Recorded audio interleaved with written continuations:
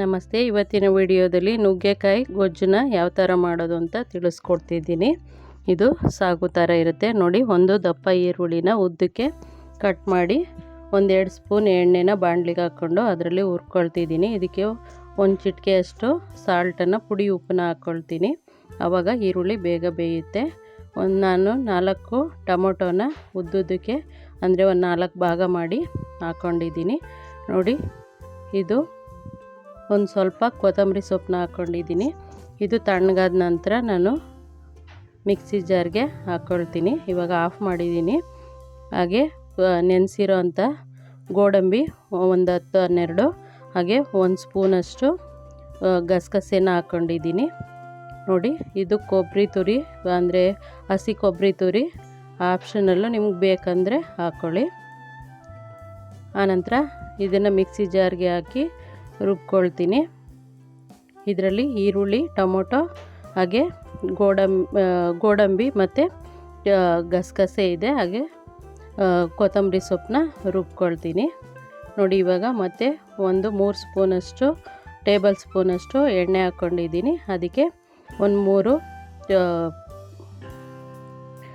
3 ಏಲಕ್ಕಿ, ಹಾಗೆ ಒಂದು 5 ಹಸಿಮೆಣಸಿನ್ಕಾಯಿ, ಒಂದು 4 ಪಲಾವ್ ಎಲೆ, ಒಂದು ಚಕ್ಕೆ, ಒಂದು 4-5 ಲವಂಗನ ಹಾಕ್ಕೊಂಡಿದ್ದೆ. ಅದಕ್ಕೆ ನಾನು ರುಬ್ಬಿರೋದನ್ನು ಹಾಕ್ಕೊಳ್ತೀನಿ. ಒಂದು ಸ್ಪೂನಷ್ಟು ಶುಂಠಿ ಬೆಳ್ಳುಳ್ಳಿ ಪೇಸ್ಟ್ನ ಹಾಕ್ಕೊಂಡಿದ್ದೀನಿ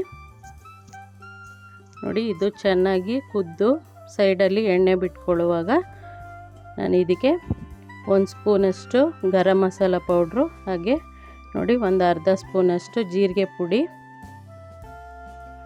1 ಸ್ಪೂನಷ್ಟು ಅಚ್ಕಾರದ ಪುಡಿ, ಹಾಗೆ 1 ಸ್ಪೂನಷ್ಟು ಧನಿಯಾ ಪುಡಿನ ಹಾಕ್ಕೊಳ್ತಿದ್ದೀನಿ